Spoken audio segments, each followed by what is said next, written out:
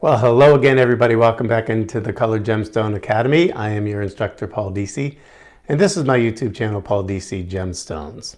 Now, before we get started, I did have a viewer, call and complain about me asking for subscribers at the beginning of my lessons, and they would rather I did it at the end of my lessons. So I understand if some of you are probably don't want that 7 to 10 seconds where I ask you to subscribe. I remind you that subscribing is free. It doesn't cost you a penny, but it really helps me to do these lessons for you for free. And as a result, sometimes there are ads that will run. I made all of them skippable, so if you don't want to watch them, don't watch them. If you want to watch them, great. It's how I get a little bit of money to allow me to do these lessons for you for free. So that's all I'm going to say about that today. Well, this lesson is our Q&A series, I want to say 27, I think. Yeah, 27.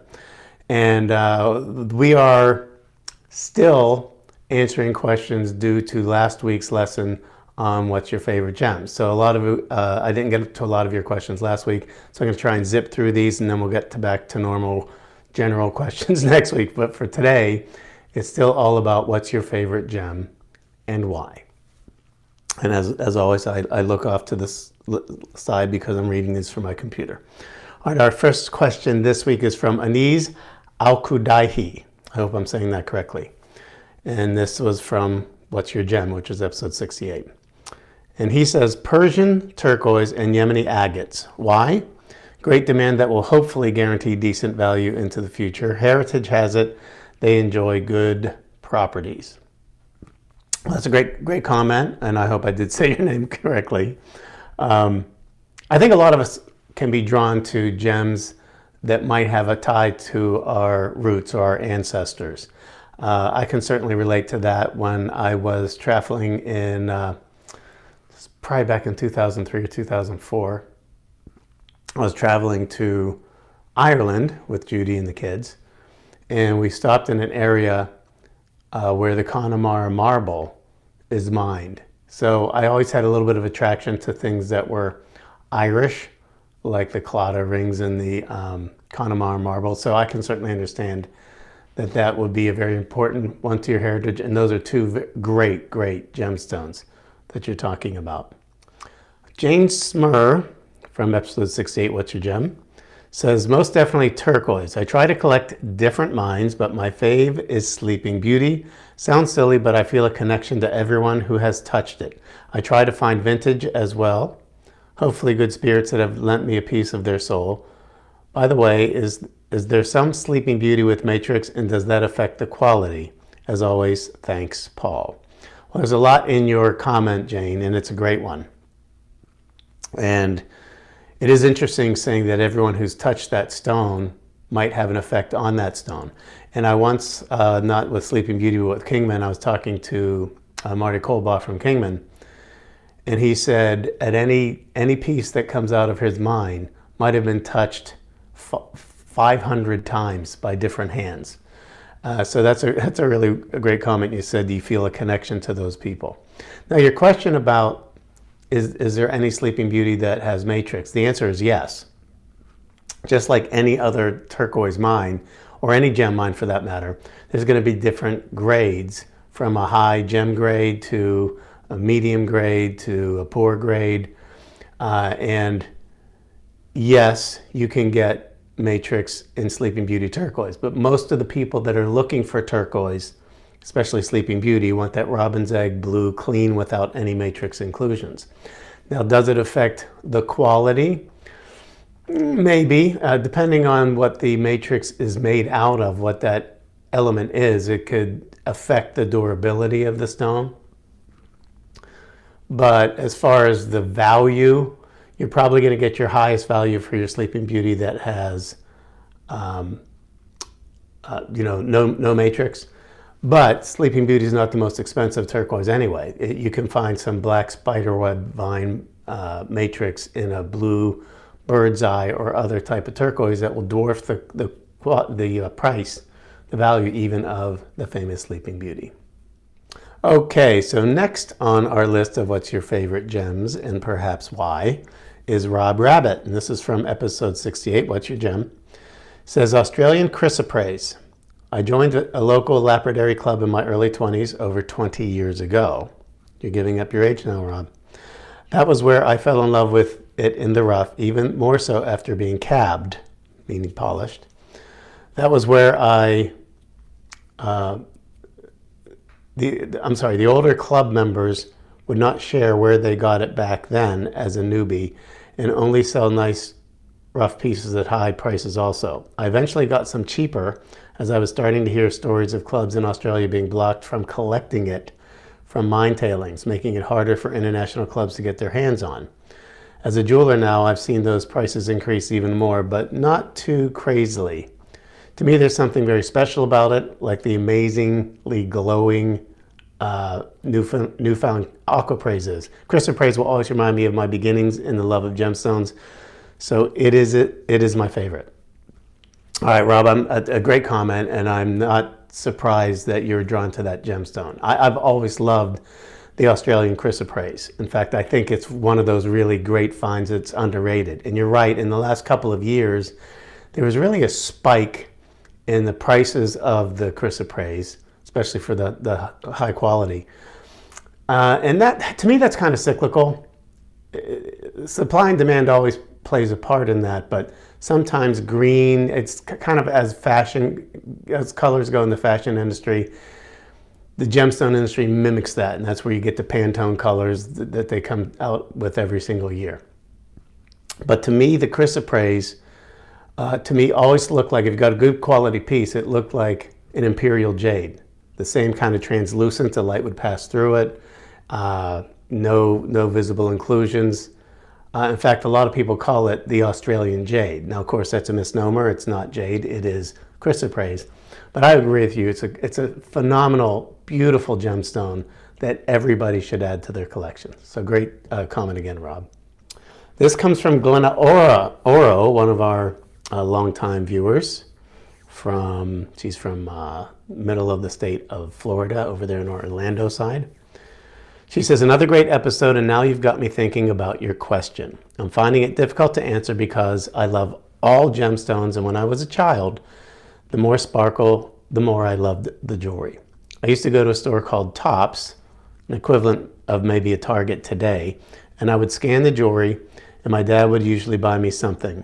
It was costume jewelry, but that's where my love for gems began. I still have those vintage pieces. I love diamonds, which is her birthstone, citrine, amethyst, sapphire, turquoise, and I have a fossilized sand dollar pendant that I really treasure, even though it's a gift from my ex. Oh, Glenda, that's great. Well, at least there was something good that came out of your ex. But on a more serious note, you have very well defined something that I always talked about when I was a host on shopping channels as an expert in jewelry. And I said that if you went into your jewelry box, probably every one of you could pick out a certain piece and have vivid memories about who gave it to you, what was the occasion. And I think that's really the importance that jewelry can have in our lives. And I even have memories, even though mine, I don't wear jewelry as much as maybe you do. I've sold a lot of it. But there's certain pieces that are very special to me, and I know exactly the date I got it and what the circumstances were. So bringing back those memories of your father, and as a little girl, and having that time with him, and I'm sure that brings that all back. Not so sure you want to remember your ex, but at least you got a nice piece of jewelry out of it. Great question there, Glenna. Or comment, I should say. Okay, so my next victim is Mary Everett from episode 68, What's Your Gem? Says, I think my favorite gem is emerald. I'm not sure why, because I'm not particularly a fan of the color green. But when I go into the jewelry store, the emeralds are the first thing I look at. I also love gemstones that have that inner light, such as moonstone, labradorite, and opals. Great, great comment, Mary. Sometimes you just can't explain it. Every time I go to a gem show, there's some gem that draws me to them, and I can't understand why. One year it was the labradorite that had the what they called it, a rhodium wash. And I saw it from across the room, and I was drawn to go over there and see what it was. And I did a lot of business in the faceted labradorite with that rhodium wash or silver wash. For me, like your emeralds is your Achilles heel. For me, it's the opals. Every time I go to a show, whether I'm in the market to buy them or not, I'm looking at the Australian opal, the Ethiopian opal, the Peruvian opal, Mexican fire opal. So I can't explain it. It's always been that way for me, just as it will probably always be for you. So hopefully you get an emerald that you treasure, because it seems to be that that is your favorite. All right.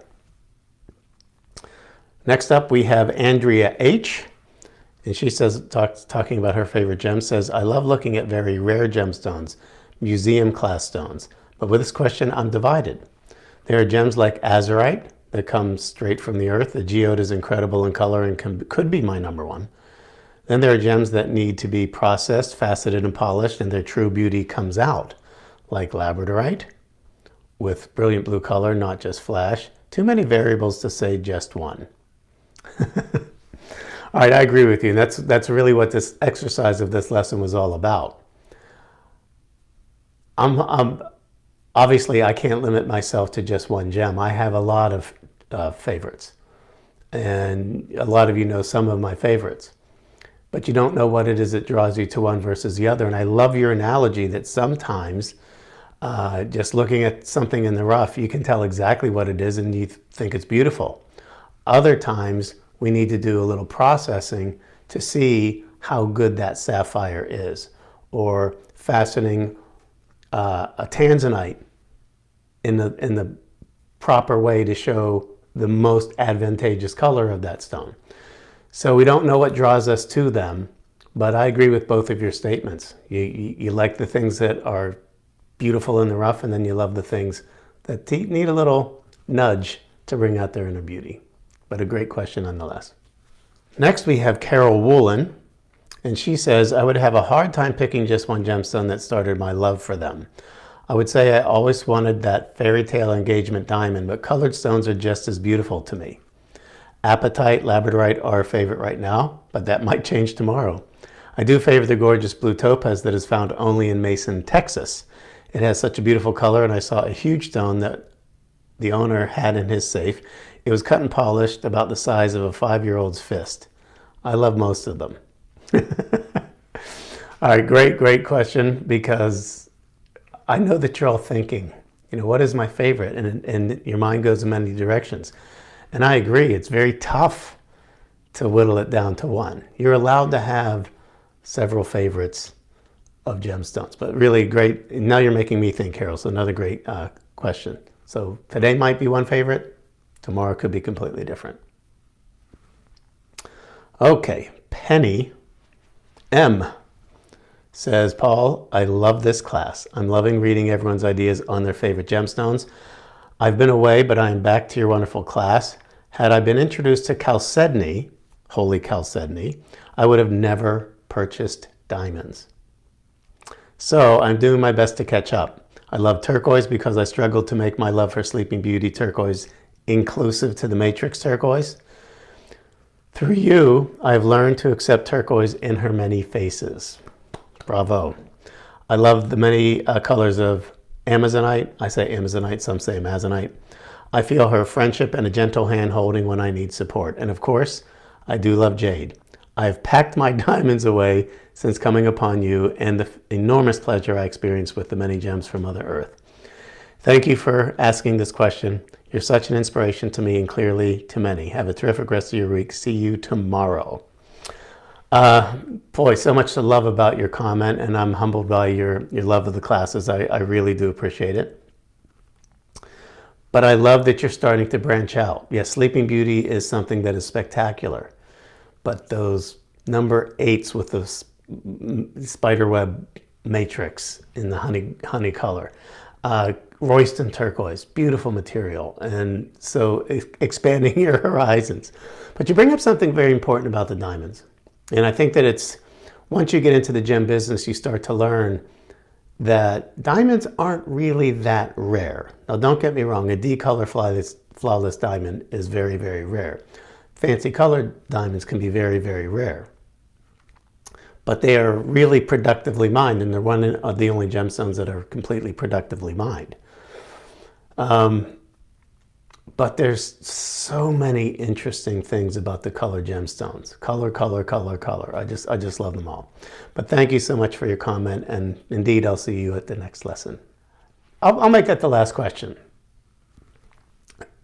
And this has been a lot of fun talking about what's your favorite gem and why, and it caused a lot of you to think, which I really love. But don't limit yourself. There's a whole world out there. Like, I still run into people. In fact, one time when I was traveling and shooting in the wildlife refuge in Tanzania, and I ran into a viewer of QVC from Wisconsin, and she recognized me, and we struck up a conversation.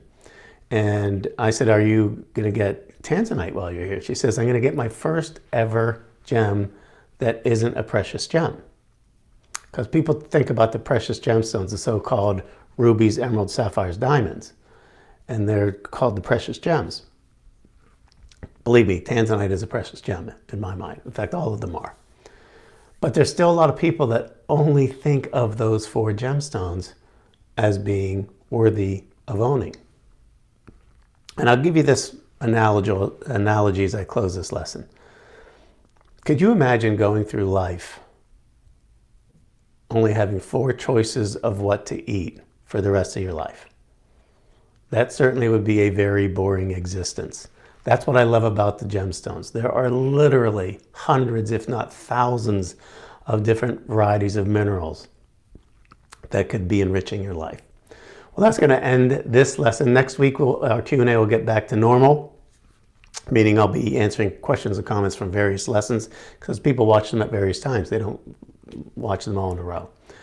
So once again, if you've not yet subscribed to the channel, please hit that subscribe button. It doesn't cost you anything, but it does help me. We're over 2,100 subscribers now, and I want to thank each and every one of you for taking the time to do that. I'll see you next week on the Colored Gemstone Academy. Thank you so much for watching. Bye-bye.